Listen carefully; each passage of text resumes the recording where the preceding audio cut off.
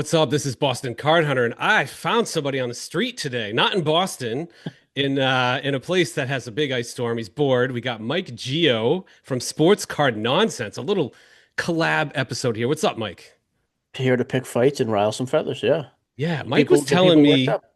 that in where he lives that they have exploding trees due to an Nashville. ice storm. I didn't know that was the thing. We Oh, just it's have a ton of gross. snow. No, we just have ice. It stinks. I got my power back this morning. I was out for 4 days. How about on Sunday morning? I get mad when I lose power for 4 hours, so I Miserable. get it, man. So Miserable.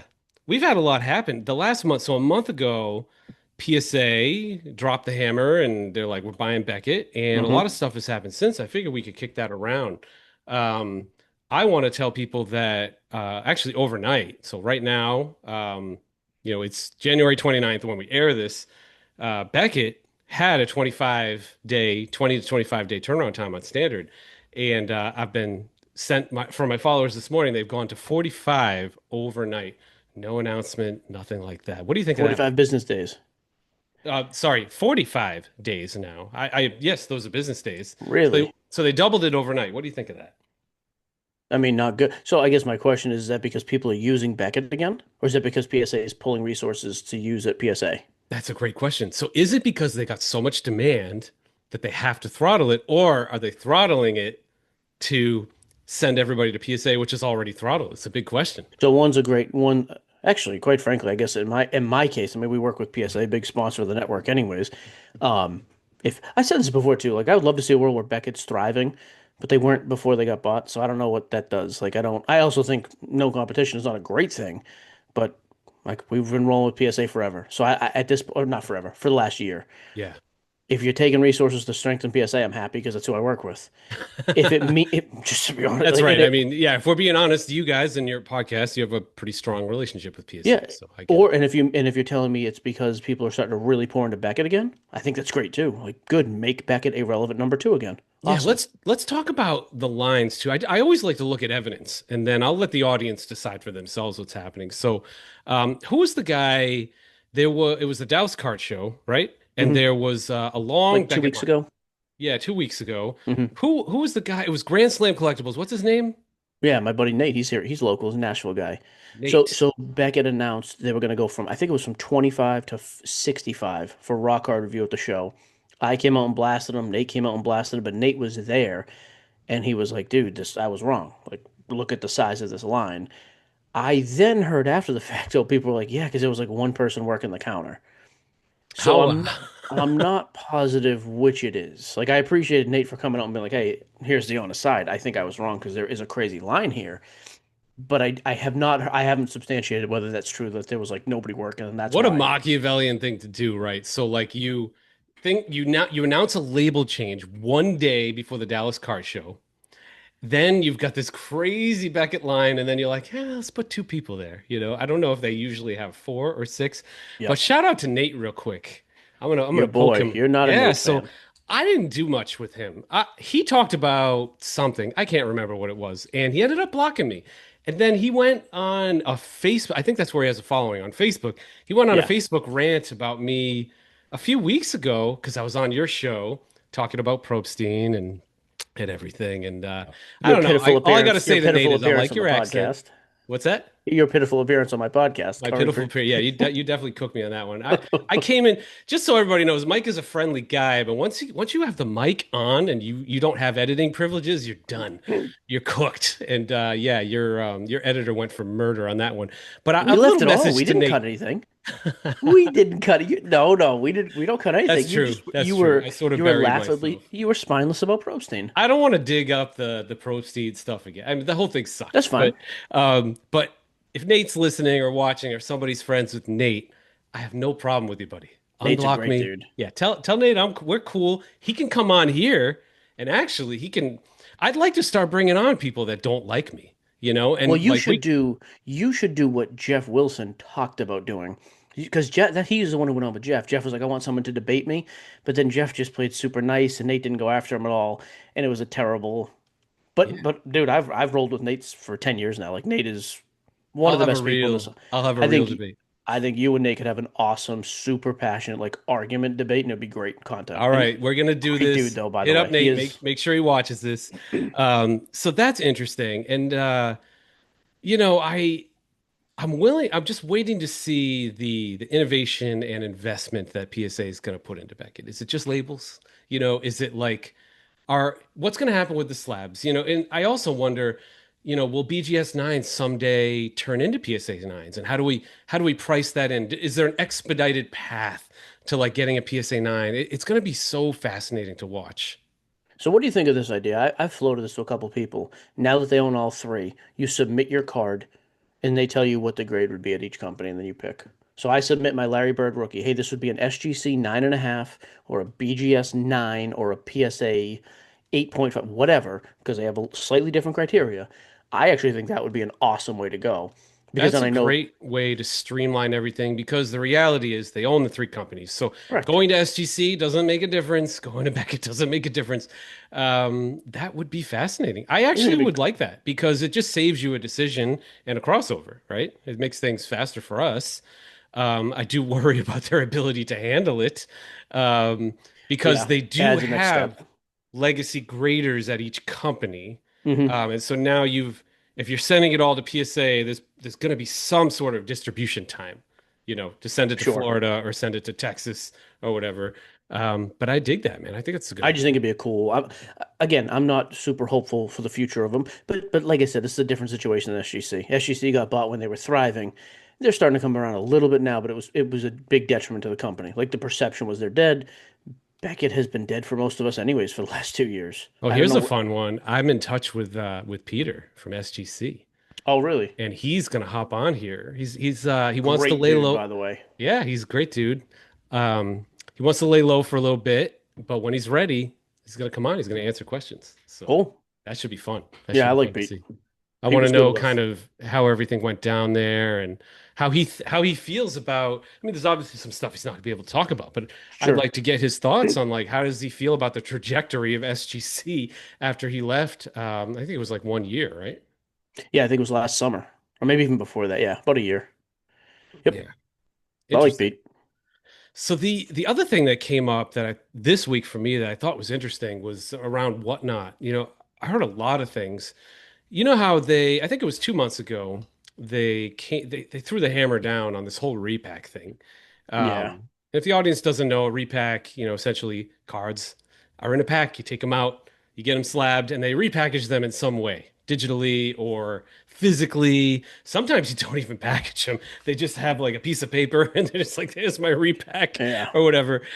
And they had all kinds of stuff like we're going to audit this, we're going to take care of this, we're going Yeah. to have checklists, we're going to have Sealed product. separation. Hmm. And I heard it lasted about 3 days. And then they were just telling you how to pass the audit. And the craziest thing I heard was that it was the minimum requirement for separation, the same location was fine. So the repacker and the person selling the repacks can be in the same location.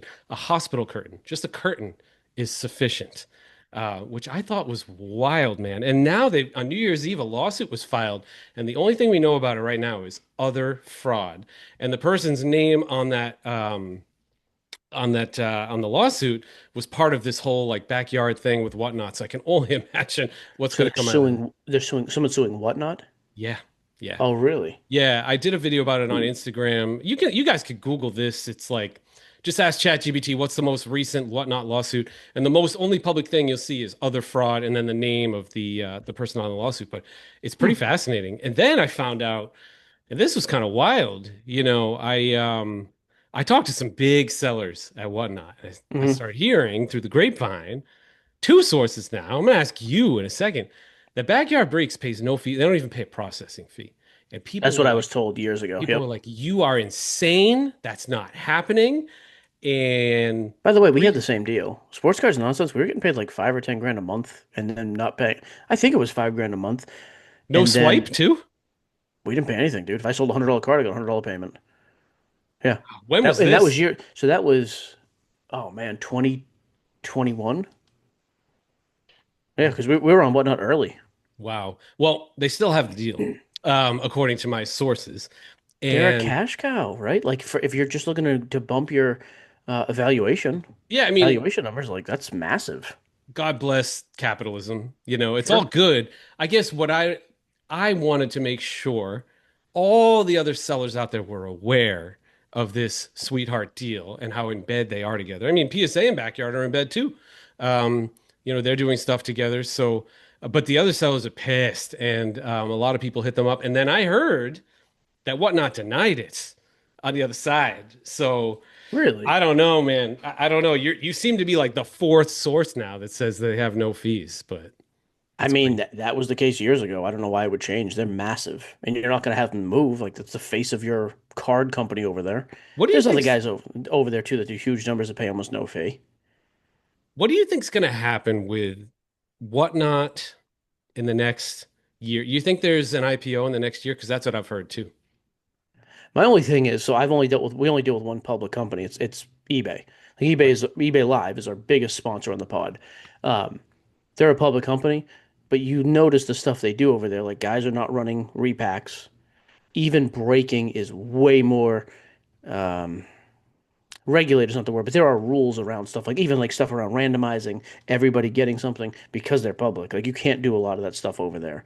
And I think they're okay being a little slower to grow because they're like, yeah, we're going to do it the right way, and we have to be mindful because we're like even giveaways. You can't just go in there and say, hey, there's a giveaway. You have to run a 1 second auction or a 3 second auction, and everybody has a chance to like enter a giveaway. So Interesting. I'd be surprised, man, if they go public. I would think they come under a lot more actual scrutiny.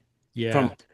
I would think. Well, then at that point, you have rigor, you have quarterly reports, and but it seems like they're just rushing to do that. Like the quality control, they're just growing as fast as they can. Really bad stuff is happening on that Yeah, of network, and it doesn't happen on the other channel. It just doesn't. It's like a flea market. Uh, and it's pretty wild to see the path. I think they actually do IPO like course. within that's what I've heard that they're going to IPO Yep. within the year. And then we'll see what happens because they can't keep operating. Someone's going to get killed on there. Like Well, and like even the it's singles crazy. crap, dude. You've called out like the debut clowns. There's so many singles guys who go on there and start screaming, and they have people in the chat, and it's a pretty well-known secret that everybody like they have guys in there bidding stuff up, and they do these 5 second sudden death auctions, and $10 cards go for $100 all the time, or $1,000 card goes for 7,000. Like people are getting crushed on there. Yeah, they scream. Their method is they scream, and you only have 5 seconds. Mm-hmm. And that 5 seconds is really the only purpose is deception and excitement. And it's Correct. just like, let's make them have FOMO as fast as we can. And like, I've called out Debut a lot of times. So one time, Debut sold this card. They're like, there's no scratch. It's a beautiful card. Obviously, it's not slabbed, right? It's a patch card. So patch cards are tough. They got a lot of, surface and corners and stuff like that. The guy sent it to me. It looks like Rambo took took a machine gun to the thing. And then I posted, I'm like, does this look perfect to you? And of course, when I do a video, they refund it in seconds. And Mm-hmm. then but if you watch the video, the thing rips for like the value of what a PSA 9 would be. And the thing is just crazy. Like if it's just a message because I do get new collectors on this channel. Like, please don't let your first experience in the hobby be a 3 second auction where you No. can't look up comps or anything like that. Like, Correct. take your time, collect something, buy pack, buy box, Yep. enjoy it. Don't Don't throw get 500 bucks hustled. at a 3 second auction and just get screamed at. Yeah, like if you go public at some point, you get enough complaints, doesn't that come back on you? You can't, yeah. So and then all of a sudden now you've got the SEC involved and there's all sorts of audits and Which would be great, by the way. I hope they, that happens then. yeah, I mean, it's just so obvious. Like the investors and the executives, they're just trying to get the bag. And Sure. then after they IPO, they got their lockout period and c'est la vie. It's like whatever happens, happens and it will become like the Craigslist of our era, and everybody else will rise up. Like Walmart's coming in, which is interesting. Fanatics Live is much higher quality. That's where you break. They have like all right, Whatnot onboarding process. A year ago, I just wanted to test it out, and I went on. It's a Zoom call for an hour with some of the weirdest people you've ever seen in your life. It's like, and then they give you the answers to the test, and you're certified. Um, on Fanatics Live, I mean, you need to have a long history of 40 hours a week of breaking and Yeah. like the filter is significantly better. And that's why you have a higher quality system over there instead of drunk driving Pokemon crazy people on whatnot ripping cards. It's nuts. Yeah, I'm not a fan. Like I said, it's not even to just be like because I break on eBay or on Fanatics that I bash Whatnot. I just think it's bad for the hobby. Like I think a lot of those guys, and Whatnot is the most well-known and easiest to find for a live platform. Well, they're probably advertising on this very video. Yeah, they I advertise was like everywhere. trashing them in another video, and they're like, "Yeah, we're seeing whatnot ads." Like, Yeah, so I mean, picture this: like you're, I don't know, whatever. You're a 17-year-old kid. You save up a couple $100, and instead of going to Target for blasters or maybe getting a hobby box, like a low-end hobby box, you're like, "All right, well, I'm just gonna like hop on Backyards repack," you know, sure.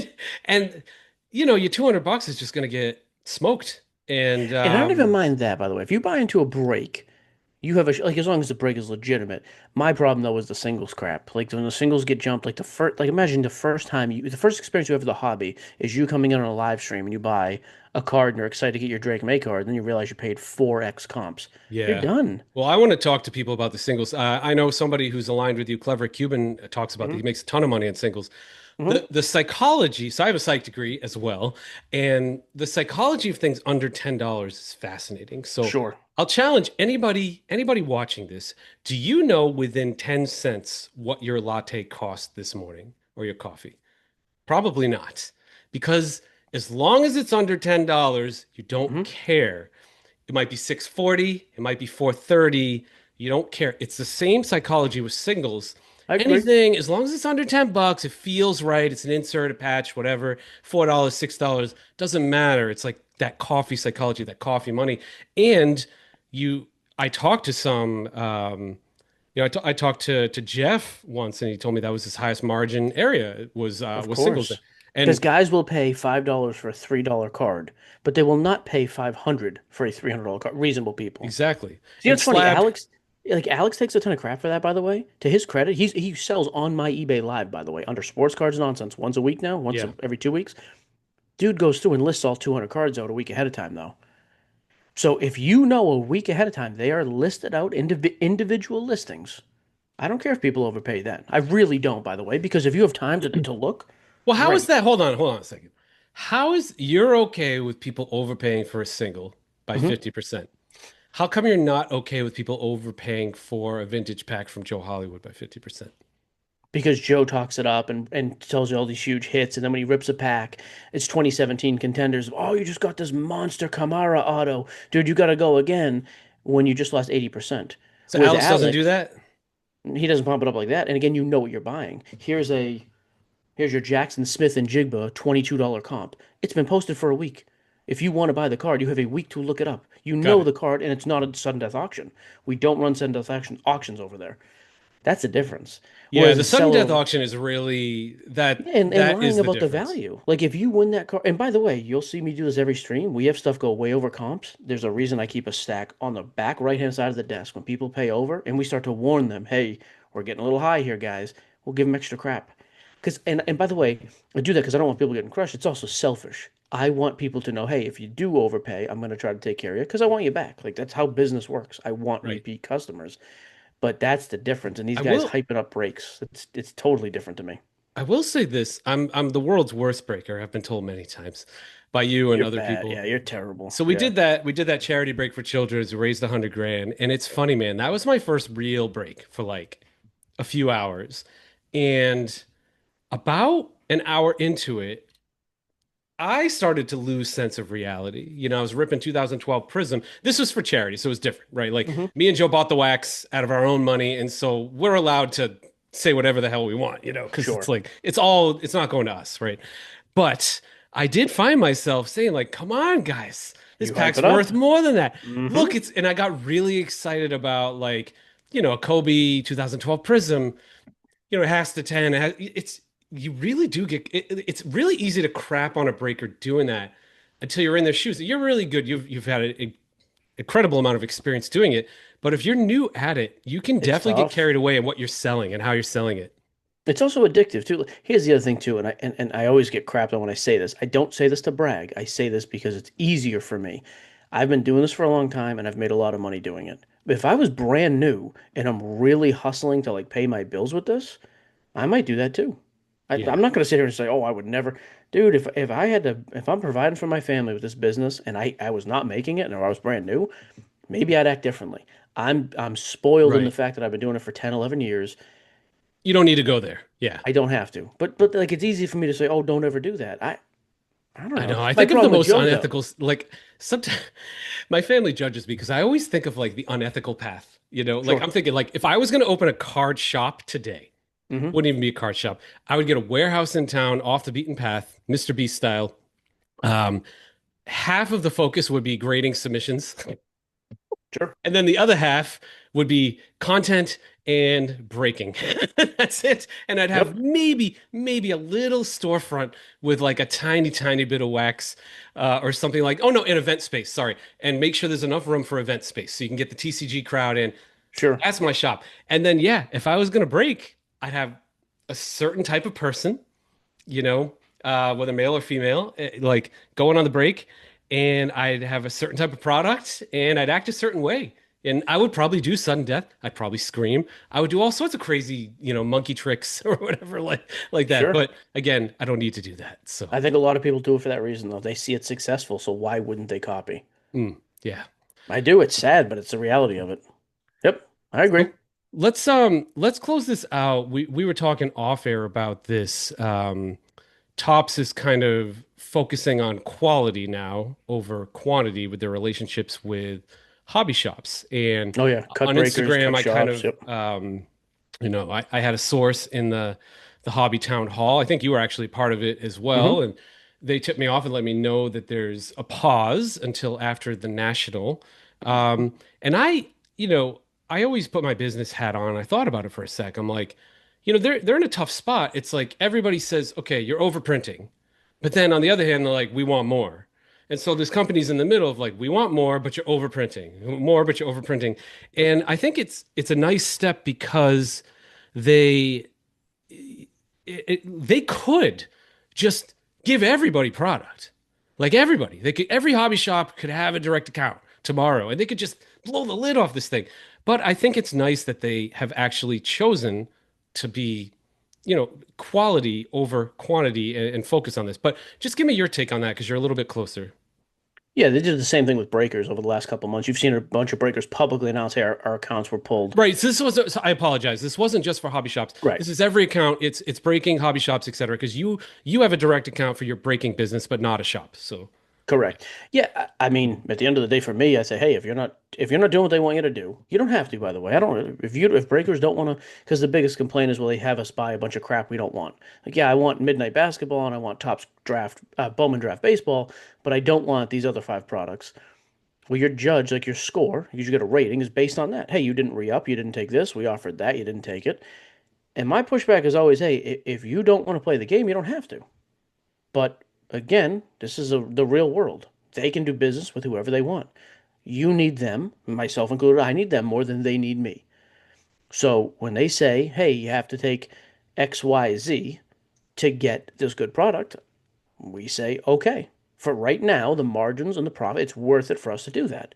right. When that game changes, we won't. And I think the whole sentiment will be back to how it was in 2015 to 2018, where you'll have more leeway as a breaker. But like getting rid of a lot of accounts, I just I don't know. And by the way, I also am like, why will you cut? I know the guy's making the cut. I know him very, very well, actually. One of the guys who was very involved in this. He's not the type of, I've known him for years. He's not the type of guy who's like, hey, we're just cutting people at random. There were reasons, and I've been told there were warnings given to the people who were cut. So it stinks for you as a business. I also would say, honestly, could you say you had no idea you were going to get cut? There was no warning. You were given no consequence. Like they didn't give you anything to work on before they just cut you. I don't think that's true. So Yeah, there's that is not how it works. You don't just get cut like with a guillotine. There's all sorts of um you're actually closer to this to me, but I know there's a process behind that. It's not like some evil thing yeah, where and you you could get put on cut off. like probation almost. Yeah, Say, hey, and you didn't do and this. you're given feedback on how to fix it. And if you Sure. don't fix it, then like I said before, there's a finite amount of product. It's like oil or gold or whatever. There's a finite amount of hobby boxes. They've chosen to do that. And again, they could print more. They could absolutely print double the hobby boxes and they would still rip.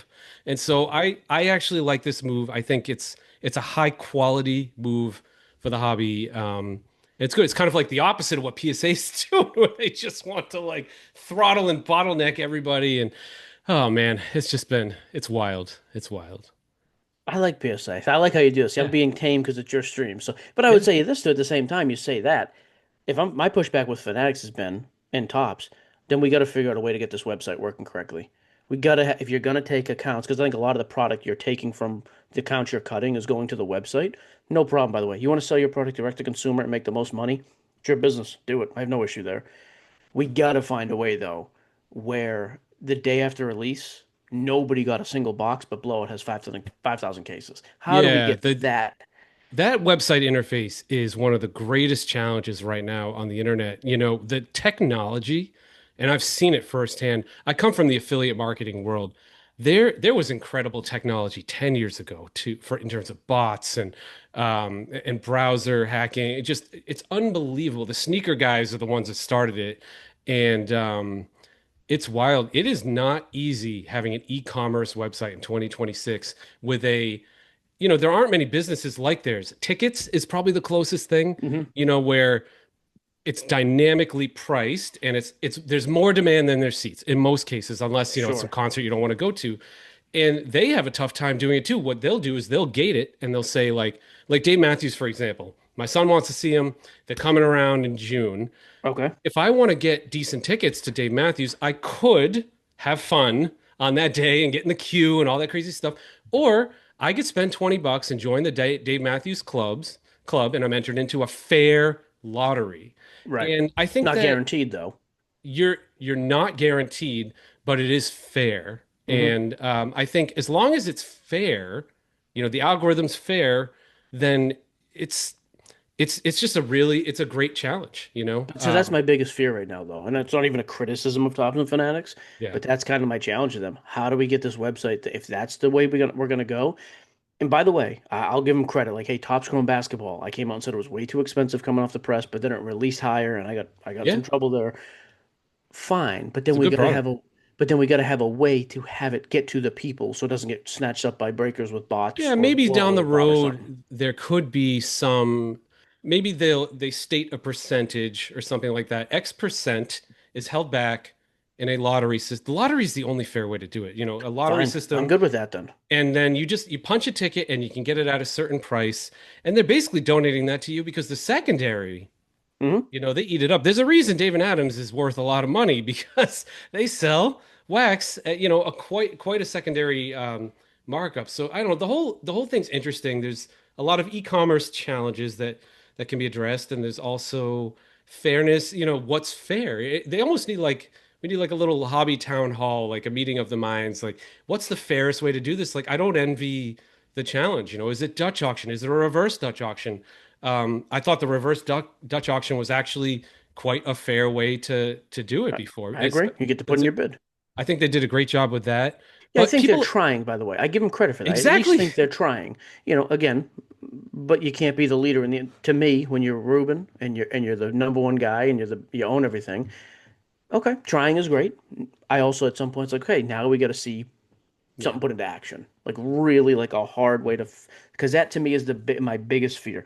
Talking about like crystal ball going forward. What is the biggest detriment in the hobby is not having accessible product. And I Right. worry if we keep going down this road, we're gonna get there. So I really am like, man, I want them to find a solve for that issue. Yeah, I think they're getting there. Remember, they've only had Agreed. this for a few years, and they've had the NBA license for like months. Panini's I had know. And I'm being nice. 14 I'm years. on your channel. I know. And Let then you tell you a Panini's little out there, like Panini's printing, did you see the one of one situation? terrible. Oh my Yeah. God. So just for the audience, the Select Prism, I mean, you can get Hmm. these anywhere. They slapped one of one on the base, not base, but like one of the The lesser base card. parallels. Yeah. Now you've got this like, and PSA won't slab them, so it's not even really an error card. But it's kind of cool though. Like if you PC the player, I think Sure. that's cool. Like now I've got a one of one Jason Tatum that has no business being a one of one. Yeah, I it's would just a totally base keep card. that. Agreed. Yep, I'm with you. But it is a Maybe someday weird. they error card it and you can like slab it up or something. But and then Panini, classic. They're just like, huh? Like you Total want to talk about silence. not trying. It's Yeah, by pretty the way, and I crazy. give Topps credit, Fanatics credit on that. At least they come out and talk about some things. They Man, do, Panini, yeah. you don't hear a word about them. You know, I have my critiques for Fanatics. I'm not gonna do it here. I'm gonna have it on my show next week because Yeah. I do have some other issues I really want to air. But however, not with the hopes of just going after them. But maybe we'll get a response and hear the thought behind it. But I'll give them credit for that. Like when we've been very vocal, they have in general reached out. We were vocal about Panini and we got nothing but no response, which is Yeah, Jeff that's has all we said got. that on his show too, which surprised me. I haven't been doing content as long as you and Jeff, but Jeff said Don't he lump been, me in with don't do that, so please. sorry, man. So sorry. You're very You got my different dogs people. barking. They're literally upset about that. I said the word Jeff and your dog's barking. So, but I was on his show and he said like they have just never worked with him. Like the executives have never ever worked with him. And so you've been doing the pod for years and years. Is And that they the were a case for you? sponsor. By the way, they were a sponsor for like That is wild to two me. and a You half years know, on the pod. Panini, they brought Bobby Witt on our show, I've dude. had one senior guy reach out to me on Instagram. I won't name him. But it was one way. He would say something about what I said, Hmm. and then I would respond and then get ghosted. And it really pissed me off Dude, because they were paying us a lot of money a month. Like I said, they brought Bobby Witt on. They brought some other big guests. They gave us free product. But it's like, guys, that stuff's all great. When there's an issue, we need to hear. And by the way, I know it's the company, not the people, because some of those same people are now with Tops. And when there's an issue, they have been the ones to reach out, like, hey, we want to get in front of this, or hey, we want to. yeah, So I don't know. I say good that's a good riddance to thing. I like 2012 Prism, but other than that, good riddance to Panini, in my opinion. I love Because some of the stuff. National Treasure's flawless. And dude, there'll be a huge rush when it's gone. We're yeah, gonna yeah, look yeah. back and be like, just like with Upper Deck, nobody cared about Upper Deck baseball and basketball back in the day. Not like they do. But if you think about these industries, right? Like let's just pretend that me and you right now are sneaker. You have a sneaker podcast and I'm Boston sneaker hunter, you know, and we're super popular or whatever. And Nike and Reebok, right? And like, let's say Reebok's been ruling the world for a while, and Reebok never talks to you. You never get a prototype shoe. You never get. I would much rather have a Nike that's like, here's the latest jersey, check it out. Like, here's the latest shoe, check it out. I'll come on and talk about the shoe. I think Fanatics and like commercials. Like we have the first commercials we've ever had. Well, not ever since Upper Deck in Yeah, like what the marketing is a totally different yeah, so world it's now. awesome. Brady's Okay. all over the place. I'm a fan of what's happening. I know I'm going to get a lot of crap for it, but I like the growth and I like the marketing, and I think they'll figure things out. So I agree. we shall see. There you go. Dude, this was Tame fun having you response. having you on here, and now I have the editing privileges. This is great. That's the difference. We edit nothing. I told you that. There's no, when we hit record, we don't cut anything. You're gonna I manipulate. don't think I'll edit much out of this one, You're but gonna manipulate the crap out of this. I know how you are, devious. so if you guys want to check out Mike's show, he hosts Sports Card Nonsense, which is a great audio podcast. What is that? Mondays and Thursdays, Mike? Did I get Usually that Mondays, right? Thursdays. Yeah, next week we're gonna have a bunch of stuff. We're doing the whole Super Bowl Yep. content week live with eBay out And there. you've So also got a YouTube. Are the full episodes on the YouTube channel or just yeah, clips? everything's on YouTube now. We got a bunch of shows in there. So sports cards nonsense, you can find it pretty much Excellent. anywhere. And I've got his Instagram handle underneath his name. So if you want to harass him about exploding trees or anything else interesting in his life, There, let him that's know. the place. All right, dude. Nice talking to you, man. Thank All right, you. buddy. Catch up soon.